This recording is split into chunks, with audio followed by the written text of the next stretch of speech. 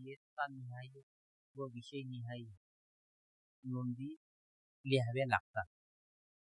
तर आज आपण इयत्ता 5वीच्या गणित विषयाच्या नोंदी हे आपण बघणार आहोत. सर्वप्रथम रोमन संख्या लेखन करतो. रोमन संख्या चिन्ह बिनचूक ओळखतो. संख्येचे अक्षरी लेखन करतो. 4 अंकी संख्येचे वाचन करतो. संख्येची स्थानिक किंमत सांगतो. संख्या विस्तारित रूपात लिहितो. संख्येचा लहान मोठेपणा सांगतो. 4 अंकी संख्येची बेरीज बिनचूक करतो. 4 अंकी संख्येची वजाबाकी करतो. दिलेल्या संख्येचा गुणाकार करतो. भागाकार करतो. समच्छेद अपूर्णांक ओळखतो. भिन्नछेद अपूर्णांक ओळखतो. कोन मापक हे साधन वापरून काटकोन काढतो. कोन मापक वापरून दिलेल्या अंशाचा कोन काढतो. विशाल कोनाची व्याख्या सांगतो. काटकोनाची व्याख्या सांगतो. लघुकोनाची व्याख्या सांगतो. दिलेल्या त्रिज्यांचे वर्तुळ काढतो. वर्तुळ काढून जीवा दाखवतो. वर्तुळ काढून व्यास दाखवतो. वर्तुळ काढून त्रिज्या दाखवतो. वर्तुळाचा व्यास हा त्रिज्येच्या दुप्पट लांबीचा असतो हे समजून घेतो.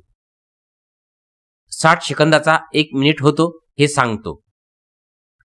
60 मिनिटांचा तास होतो हे सांगतो. घड्याळातील वेळ अचूक ओळखतो. दूध, पाणी, तेल, पेट्रोल हे लिटरमध्ये मोजतात हे सांगतो. किती सेंटीमीटरचा 1 मीटर होतो हे सांगतो. किती मीटरचा 1 किलोमीटर होतो हे सांगतो. वजन, वस्तुमान मध्ये कोणकोणत्या वस्तूचे मापन करतात हे सांगतो. किती ग्रॅमचा 1 किलो होतो हे सांगतो. आयताच्या परिमितीचे सूत्र सांगतो. आयताच्या क्षेत्रफळाचे सूत्र सांगतो. दिलेल्या आकृतीतील आकृतिबंध ओळखतो. दिलेला स्वाध्याय सोडवतो. दिलेल्या सूचनांचे पालन करतो. गट कार्यात सहभागी होतो. गटाचे नेतृत्व करतो. गणिताच्या अंकाचे सुवाच्य अक्षरात लेखन करतो. तोंडी बेरीज पटकन करतो. पाढे पाठ करतो. पाढा स्वतः तयार करतो. बोटांच्या कांड्यावर अचूक मोजणी करतो. भौमितिक आकृत्यांचे अचूक रेखाटन करतो. कोटीपर्यंत संख्येचे वाचन करतो. दशकोटीपर्यंत संख्येचे वाचन करतो. चौरसाच्या परिमितीचे सूत्र सांगतो. घड्याळातील मिनिट काटा व तास काटा ओळखतो. लिटरने काय मोजल्या जाते हे सांगतो.